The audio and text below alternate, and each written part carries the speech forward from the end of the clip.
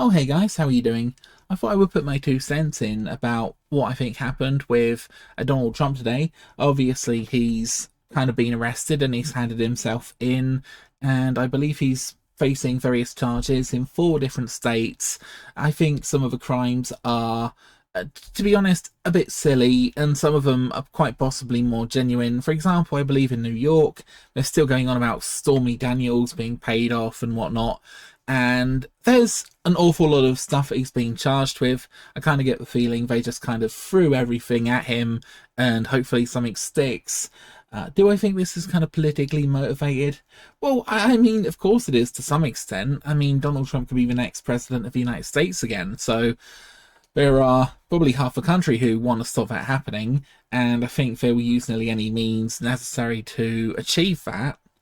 But yeah, these are the state of affairs. He's kind of handed himself in, so we'll sort of see what happens. So I thought I would give a bit of an overview.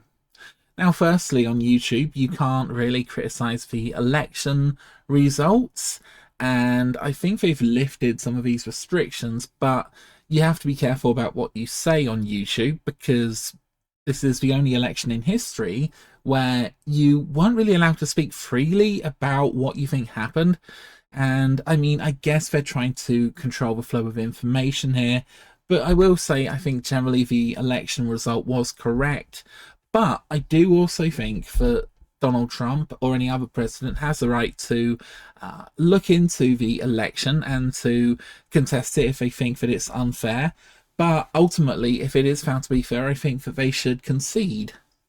If you think about the election of George Bush and Al Gore, Al Gore actually stood down when the election result wasn't entirely certain, and if Gore had contested, then sure, the election might have gone on for a bit longer, but there was a possibility that, Gore could have won. But, he stood down, and I mean, I think there's a certain dignity in standing down, and perhaps Trump should have stood down potentially when it looked like he hadn't actually won, but he didn't. I mean, I think it's part of his personality, and I think this is really complicated. It did turn out that George Bush had won the election by quite a long way, but they were still counting a lot of the votes in the Florida ballots for a long time after the election. Now, I have to say, okay, I'm not an American, and I'm also not an expert in American politics, but here we are. I don't really like Joe Biden. Don't like him for many reasons. There are a lot of accusations of corruption surrounding his family. Obviously, his son got a very profitable job with a Ukrainian oil company. There was also accusations that his son was perhaps corrupt, and these were being investigated at the time by a Ukrainian prosecutor who Biden lent on to be fired. In fact, he threatened to withhold foreign aid unless the prosecutor was fired. This is not really great. Imagine if Trump had done this, lent on someone to be fired. I mean, I'm just saying that, okay, there are accusations that Trump did bad stuff, but Biden's done a lot of bad stuff too. And he says he doesn't know about sort of various corrupt deals that have been going on, but he's been talking openly about some of these things in the past. So yeah, there's a lot of conflicting information here, but yeah, I think there's certainly a lot going on. There's also his personal life, which is a little bit creepy. There's reports that his niece said that he showered with her a long time ago, and there's lots of footage of him being a little bit creepy with kids. I won't go too much into this. I mean, there's probably not much to it, but certainly he's a very touchy-feely guy. But more than that, he has a lot of random emotions. You'll see footage of him on the internet, like yelling at random people or threatening to fight them and beat them up. And I think he's more or less still cognizant, but I do think he probably struggles sometimes. And there are reports that he yells at staff, and if they ask him a stupid question, he'll sort of bite the head off. He's also physically declined quite a lot. Obviously, he's fallen over 3 times. I mean, one when he was walking into Air Force One. Obviously, he fell over on his bike as well, and he apparently fell over a sandbag. And I mean, I don't know. I just think he is probably a bit old and frail and probably slightly past his prime. It makes you wonder why, out of a country of hundreds of millions of people, he is the best person for the job. I mean, he's 80 years old, for goodness sake. I mean, he isn't necessarily the best at giving speeches all the time. You know, when he was younger, he was actually found to have ripped off, I think it was Neil Kinnock, but he's sort of plagiarized people. So yeah, there's a lot here. Bit of a crime family mob boss, allegedly, I have to say. I don't know why this guy is the best of the best, but there we go.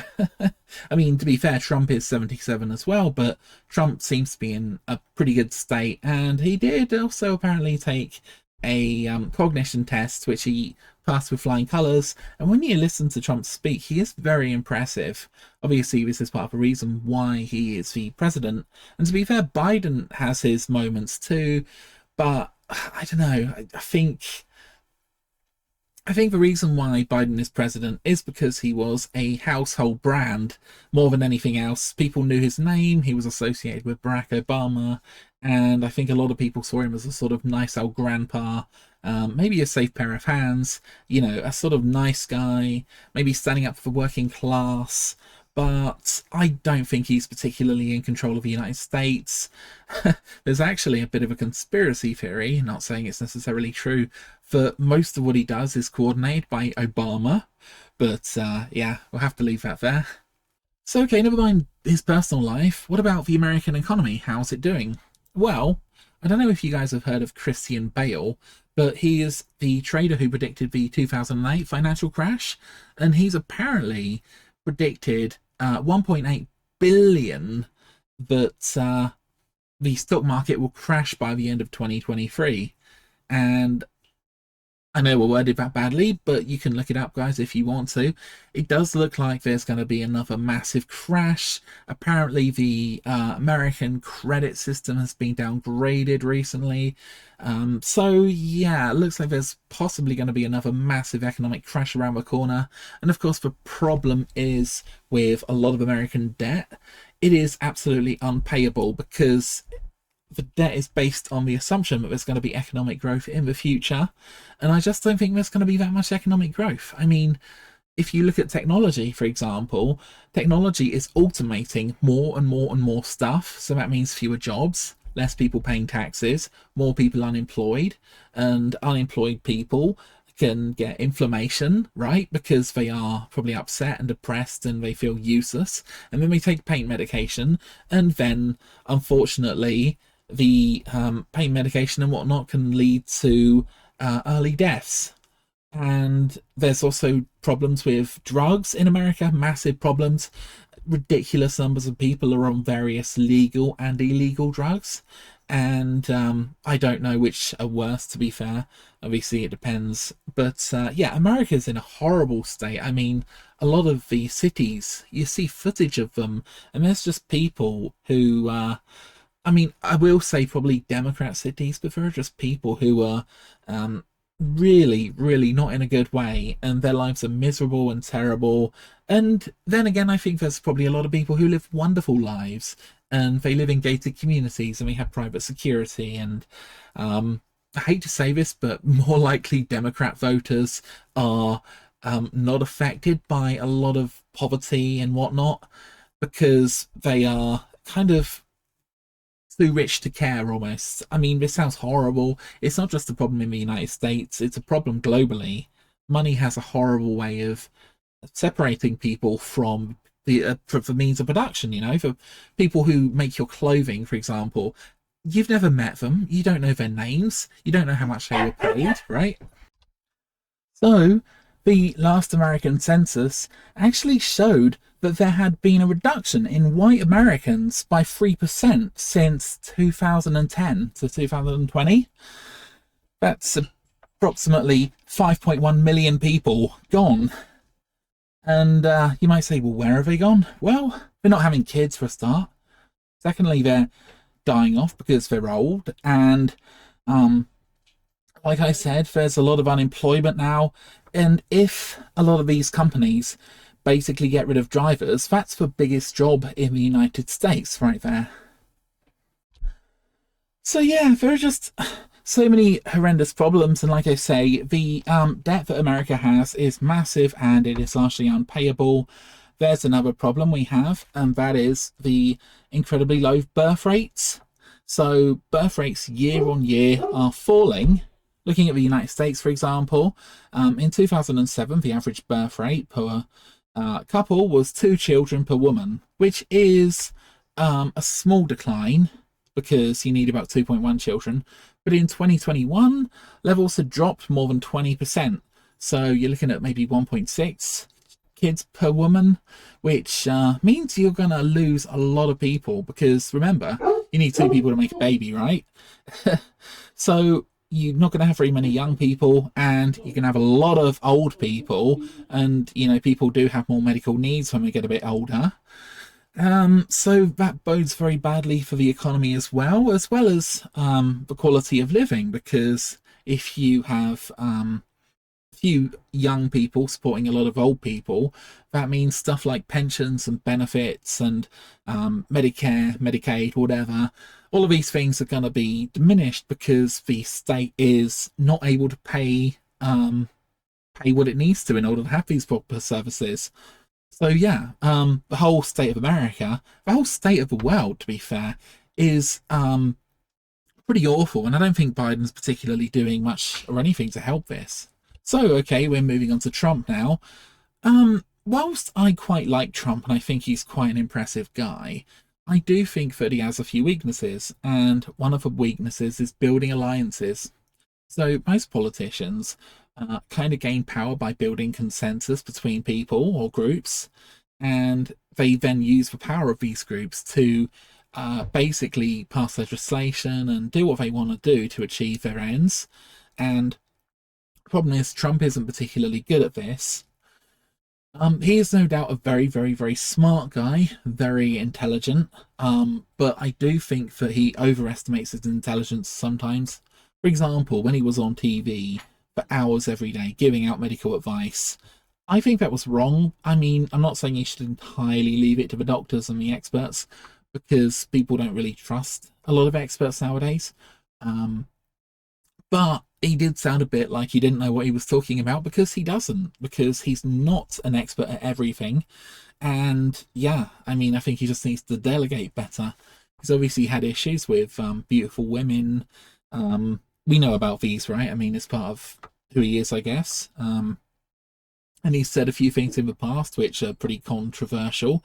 But then again, he has a wonderful way of putting out his perspective so that people kind of get behind him, Like he might say something isn't a big deal and they'll think it isn't a big deal. So the criminal charges, let's get on to the whole point of the video.